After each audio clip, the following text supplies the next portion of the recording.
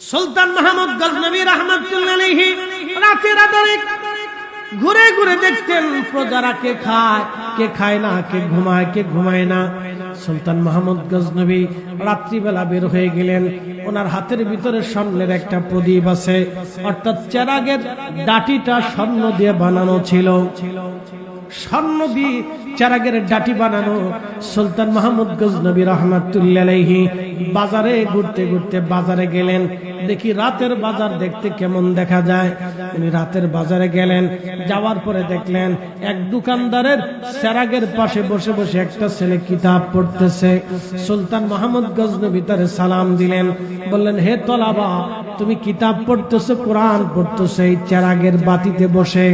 ব্যবসায়িক চেরাগ দিয়ে ব্যবসা করে, কিন্তু তুমি এই বাতির পাশে বসে কোরআন কেন পড়ো? বলে, কে আপনি? জানি না, আমি এতিম অসহায়, মাদ্রাসায় পড়াশোনা করি, কোরআন পড়ি, কিন্তু আমার চেরাগ এবং তেল কেনার মতো সামর্থ্য আমার নাই।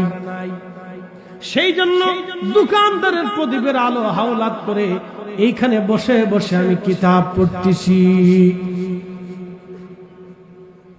তখনই সুলতান মাহমুদ গজনবী রাহমাতুল্লাহ আলাইহির মনে মায়া লাগলো।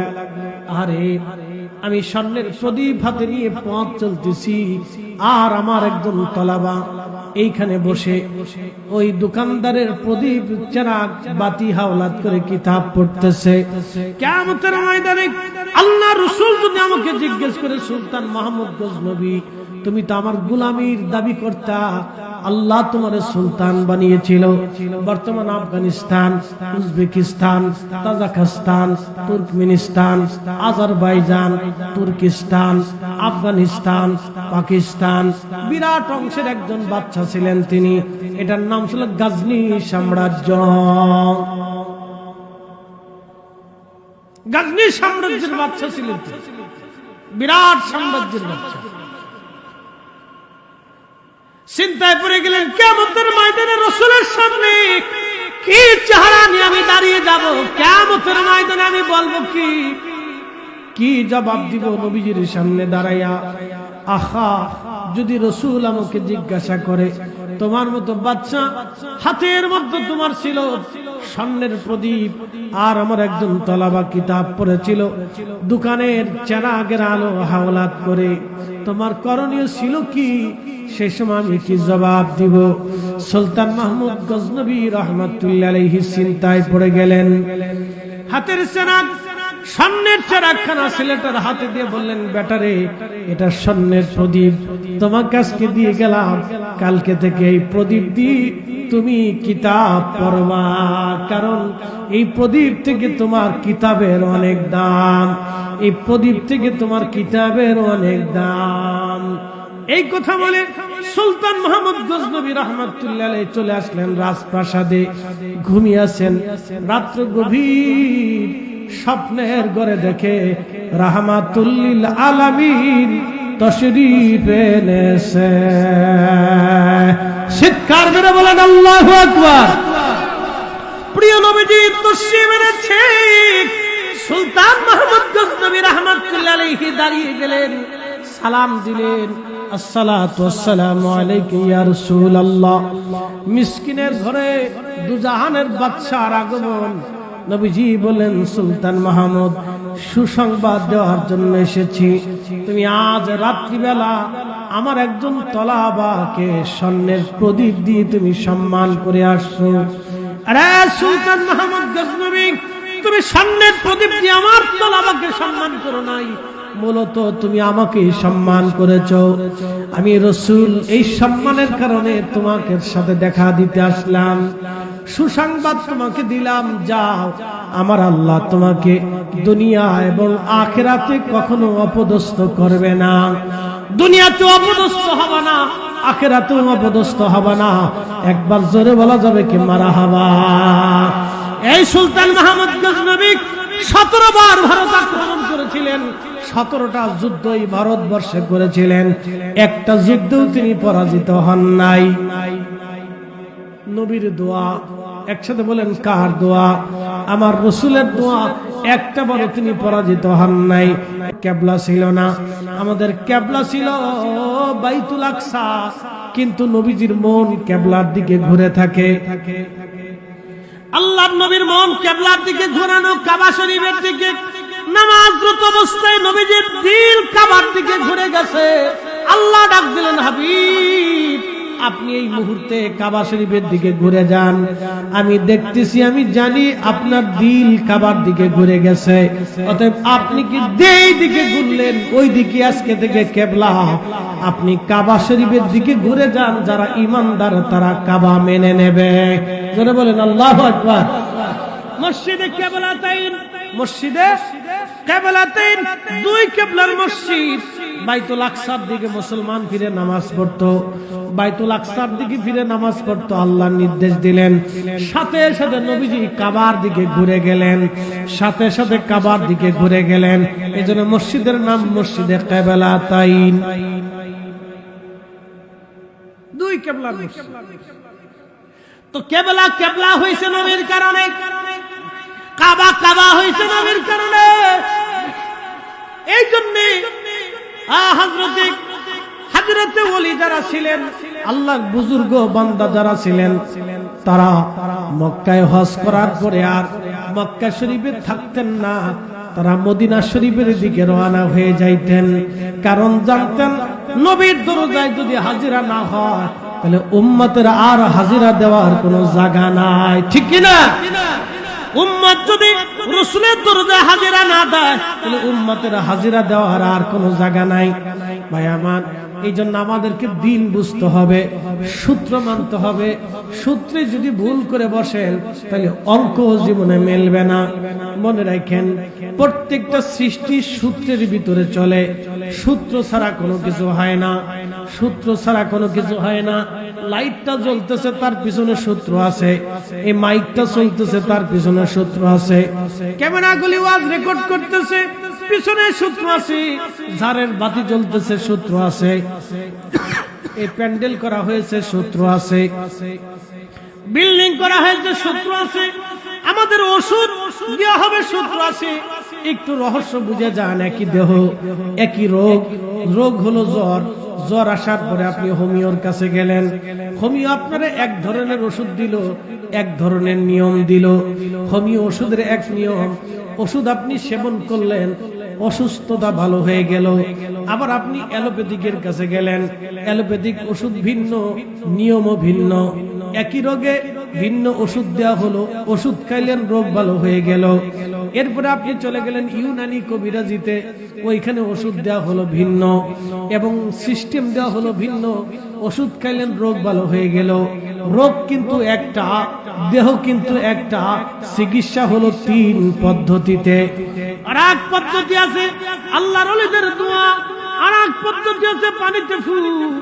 আর আমাদের আগেকার বুজুর্গরা পানির মধ্যে ফু দিত, কোরআনের তেলাওয়াত আয়াত তেলাওয়াত করে পানিতে ফু দিত। পানি আর পানি থাকতো না, আল্লাহ ওই পানিটাকে মেডিসিন বানায় দিত, ওষুধ বানায় দিত। একসাথে বলবেন আল্লাহু আকবার। না না, আরো জোরে বলেন আল্লাহু আকবার। পানিটা কি হয়ে যাইত? মেডিসিন হয়ে যাইত। বন্ধু আমার খুব মনোযোগ দিবেন, পানিটা মেডিসিন হয়ে যাইত। তাহলে বোঝা গেল কোরআন শরীফ শেফা, কোরআন শরীফ শেফা। কিন্তু কোরআন শেফা কার জন্য? আমি পানিতে ফু দিলে পানি ওষুধ হয় না, কিন্তু একজন আল্লাহর বুজুর্গ বান্দা পানিতে ফু দিলে ওষুধ হয়ে যায়। এর পিছনে রহস্য আছে, এর পিছনেও সূত্র আছে। আপনি ইলমে লাদুন্নি শিখতে চান, আলাদা সূত্র আছে। আপনি ইলমে জাহের বুখারী শরীফ যদি পড়তে হয় আপনাকে সূত্র মোতাবেক চলতে হবে। নাহু সরফ শিখতে হবে, বালাগাত মানতিক ফাসাদ শিখতে হবে। এরপরে নাহু সরফের অনেকগুলি ক্লাস বিদ্যা আপনাকে শিখতে হবে। এরপরে অর্থ মিনিং শব্দ ভান্ডার আপনাকে জানতে হবে। এরপরে উস্তাদের দর্শে বৈশা হাদিস কেমনে পড়তে হয়। এরপরে ধীরে ধীরে ধীরে ধীরে আপনি পারবেন, একদিনে পারা সম্ভব না। কোরআনের অর্থ ইচ্ছা করলে আপনি করতে পারবেন না, এটা শিখার জন্য একটা সূত্র আছে। অতএব হাদিস উলুমুল ফিক, উলুমুত তাফাসির, উলুমুল হাদিস, এর পিছনে সূত্র আছে। আর একটা সূত্র হলো উসুল হাদিস। হাদিস বুঝতে হলে হাদিসের উসুল জানতে হয়, কোরআন শিখতে হলে কোরআনের, তাফসীর বুঝতে হলে তাফসীরের উসুল জানতে হয়। এটাকে বলা হয় নীতিমালা। বন্ধু আমার, খুব মনোযোগ দিবেন। প্রত্যেক কিছুর সূত্র আছে, ইলমে মারিফতের একটা সূত্র আছে। ইলমে মারিফতের প্রধান সূত্র হলো ইশকে রাসূল। ইশকে রাসূল যদি না থাকে উম্মত কোনোদিনও কামিয়াব হয় না। আল্লাহ আমাদেরকে কামিয়াবি হওয়ার তৌফিক নসিব করুন। আওয়াজ তুলে জোরে বলেন আমিন। আল্লাহুম্মা সাল্লি আলা।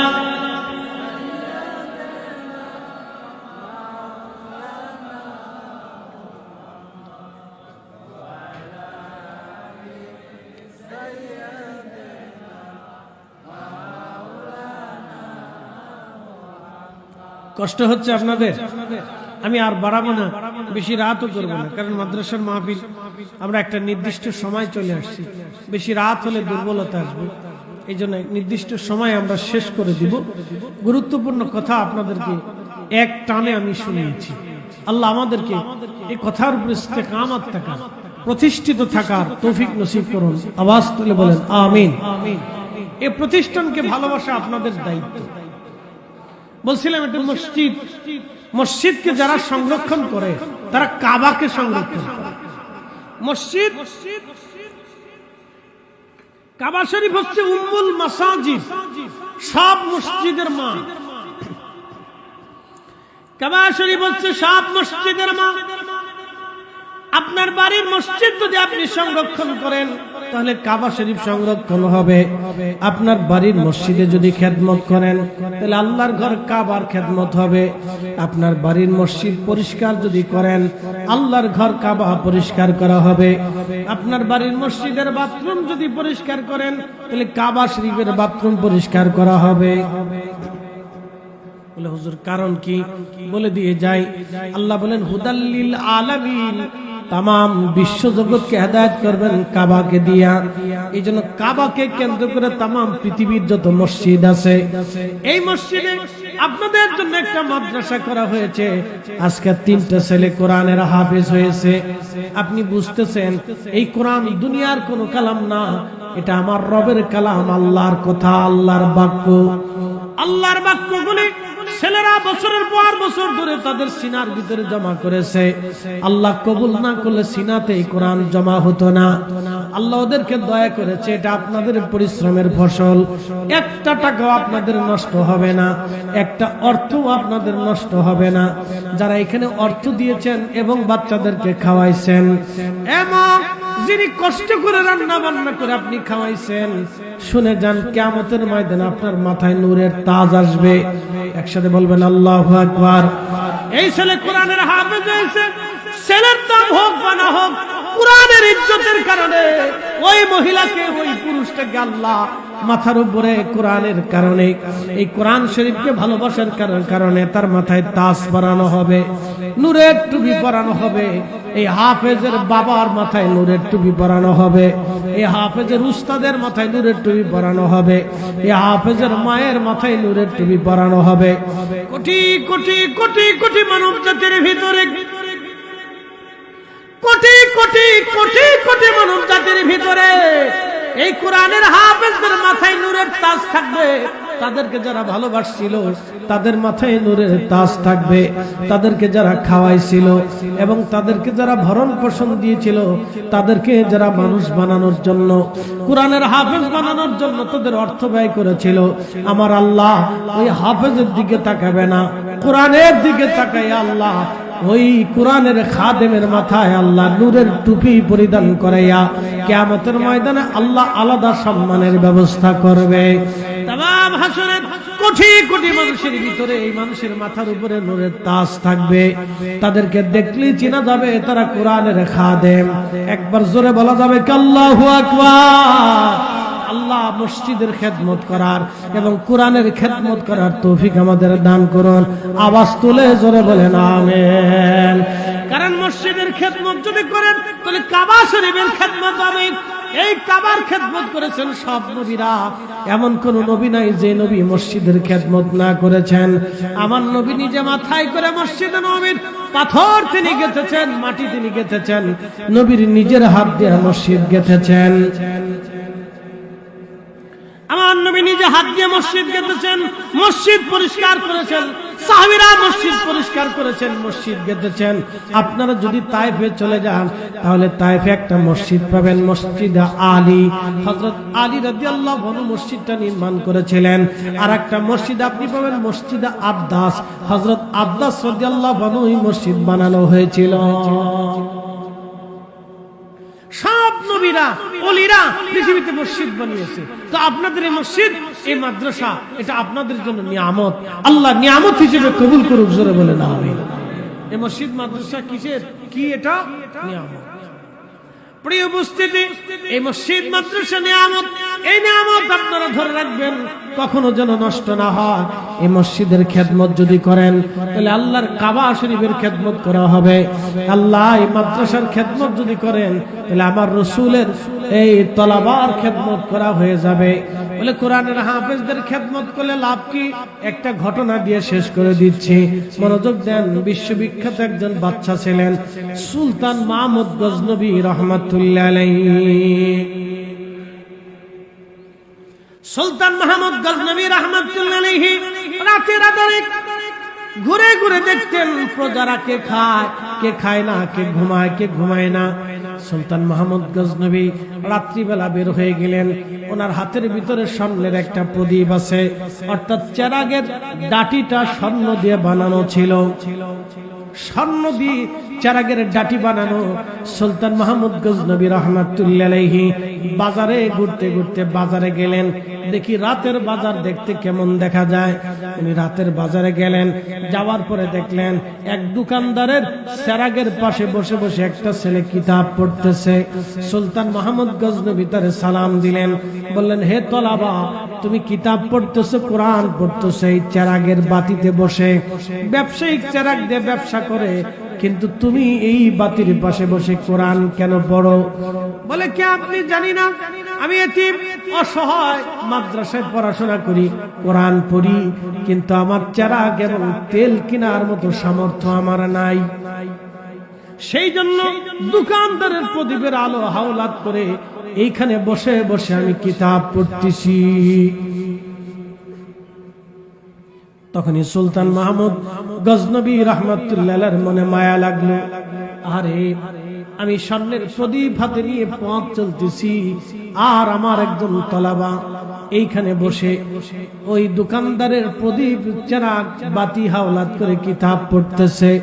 কিয়ামতের ময়দানে আল্লাহ রাসূল যদি আমাকে জিজ্ঞেস করে, সুলতান মাহমুদ গজনবী, তুমি তো আমার গোলামীর দাবি করতা, আল্লাহ তোমারে সুলতান বানিয়েছিল।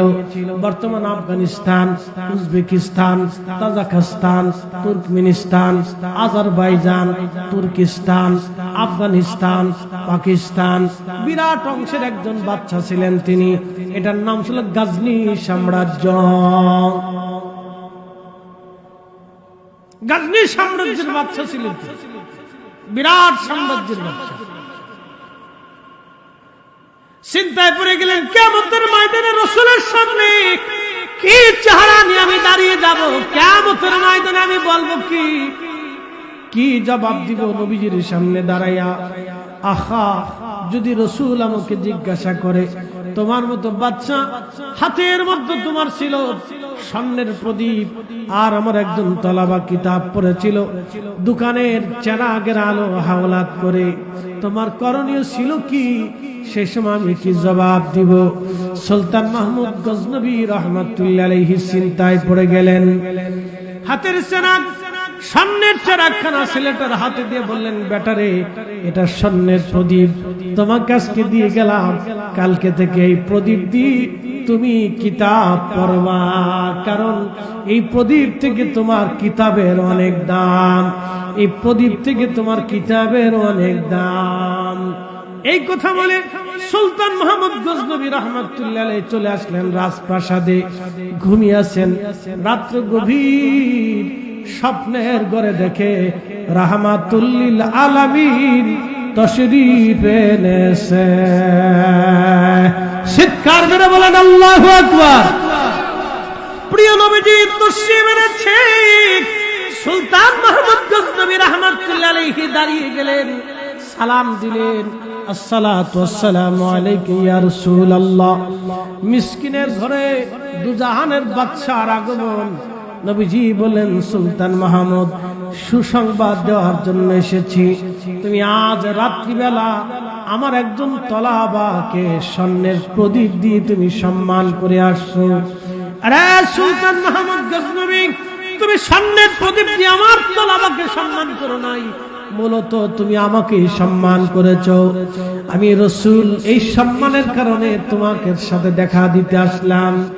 সুসংবাদ তোমাকে দিলাম, যাও, আমার আল্লাহ তোমাকে দুনিয়া এবং আখিরাতে কখনো অপদস্থ করবে না।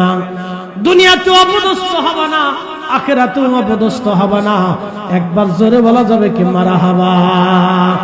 এই সুলতান মাহমুদ গজনবী 17 বার ভারত আক্রমণ করেছিলেন, 17টা যুদ্ধই ভারতবর্ষে করেছিলেন, একটা যুদ্ধেও তিনি পরাজিত হন নাই। নবীর দোয়া, একসাথে বলেন কার দোয়া? আমার রাসূলের দোয়া। একটাবারও তিনি পরাজিত হন নাই, একটাবারও তিনি অপমান হন নাই। দুনিয়ার যেখানে গেছেন সেখানে থেকে সম্মান দেওয়া হয়েছে, সেখানে আল্লাহ তার বিজয় দিয়েছেন। খুব ইনসাফগার একজন বাচ্চা ছিলেন, বড় আশিক রাসূল একজন বাচ্চা ছিলেন। কোন রাত্রি দুরূদ শরীফ পড়া ছাড়া বাচ্চা ঘুমাইতেন না, কোন রাত্রে দুরূদ ছাড়া বাচ্চা ঘুমাইতেন না। বড় আবিদ, বড় পরহেজগার একজন বাচ্চা ছিলেন সুলতান মাহমুদ গজনবী রাহমাতুল্লাহ আলাইহি। এইজন্য প্রতিষ্ঠানকে যদি আপনারা মহব্বত করেন, এটাও কিয়ামতের ময়দানে আপনার মাথার নূরের তাজ হয়ে যাবে, এটা কথা বলবে। এই জন্য পৃথিবীর দুনিয়ার যে যাই বলুক, প্রতিষ্ঠানের দিকে আপনারা মায়ার নজরে রাখবেন। আমার ভাই রায়পুরি সাহেব আপনাদেরকে নিয়ে প্রতিষ্ঠানটা চালান। মূলত রায়পুরি সাহেব আমরা আজ আছি কালকে, কিন্তু আপনারা স্থানীয় যারা আছেন, মসজিদের মুসল্লি, হায়াত পর্যন্ত তারা আছে, মৃত্যু পর্যন্ত আছে। অতএব এই প্রতিষ্ঠানকে আপনারা সেভাবে মহব্বত করবেন। একটা সুন্নি মাদ্রাসা, একটা সুন্নি প্রতিষ্ঠান এলাকায় একটা নিয়ামত। বলে হুজুর কারণ কি জানেন? আপনাদেরকে বলি, বহু মসজিদ আছে নামাজ হয় কিন্তু দোয়া নাই। আসতে করবেন না, জোরে বলেন, আসেনি? বহু মসজিদ আছে নামাজ হয় কিন্তু দোয়া, বহু মাদ্রাসা আছে কোরআন হাদিস তেলাওয়াত হয় কিন্তু দোয়া নেই। বহু আছে, দোয়া নাই। তা আপনি একটা প্রতিষ্ঠান দেন কেন? আপনি মসজিদে পরিশ্রম কেন করেন? উদ্দেশ্য দোয়া। খতিব সাহেব যদি দোয়া নাই করলো যে আল্লাহ আমার যত মুসল্লি কবরে চলে গেছে, এই মসজিদের সূচনা লগ্ন থেকে অদ্যাবধি পর্যন্ত যত মুসল্লি কবরে গেল, আল্লাহ সবাইকে মাফ করে দাও, ইমাম যদি এই কথা নাই বললো, তো সাতার ইমাম দিয়ে কি হবে? কি আসতে কোন জোরে বলেন, তাহলে সাতার ইমাম দিয়ে কি হবে? এই জন্য সুন্নি ভিত্তিক এলাকায় একটা মসজিদ, একটা মাদ্রাসা, একটা নিয়ামত, অনেক বড় নিয়ামত। আপনি কবরে চলে যাবেন, কবরে চলে যাবেন, কিন্তু প্রতিষ্ঠান দুনিয়াতে থাকবে। যতদিন মসজিদ থাকবে, নামাজ হবে, রোজা হবে, জিকির হবে, ততদিন পর্যন্ত আপনার আমল নামায় নেকি চলতে থাকবে। আল্লাহ আমাদেরকে সেই নেকির সওয়াবের অংশীদার হিসেবে, আশিক রাসূল হিসেবে কবরে যাওয়ার তৌফিক নসিব করুন। জোরে বলেন আমিন। আখেরি কারবালার গজল, আরে খোদা রে, অনুরোধের আসর। সেই ছোটকালে রেডিওতে দেখতাম অনুরোধের আসর, তো এগুলো হচ্ছে অনুরোধের আসর। কেউ গজল শুনতে চায়, যাও গজল, এটা আত্মার খোরাক, আশিকের খোরাক, অসুবিধা। আখেরি সালাম লন ওহে নানা জান, আপনার হুসাইন যায় কারবালার ময়দান গো নানা, কারবালার ময়দান। কারবালার ময়দানে যাইয়া দিব গলা কাটাইয়া, আর নায়া শিব ফিরে নানা, আর নায়া শিব ফিরে মদিনা মুকাম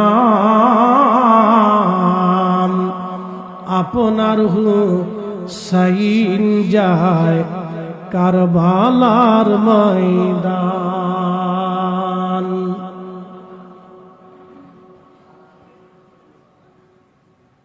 তো গজল অনেক গাওয়া যাবে, আরেকটা আরে ওই বুঝি রে যাই রে শুনা কারবালার মাতম জারি, আর ওই বুঝি রে যাই রে শুনা কারবালার মাতম জারি। কান্দে ইমাম হুসাইন বিনয় করি আলী আসগরের লাশ বুকে ধরি। কান্দে ইমাম হুসাইন বিনয় করি আলী আসগরের লাশ বুকে ধরি। এক ফোঁটা পানি দিল না ওরা, বুকেতে তীর দিল মারি। ওরে এক ফোঁটা পানি দিল না ওরা, বুকেতে তীর দিল মারি। আর ওই বুঝি রে যাই রে শোনা কারবালার মাতম জারি। এসেছেন যত নবী সকলের ইমাম, সালাম নবী তোমায় হাজারো সালাম ইয়া নবী।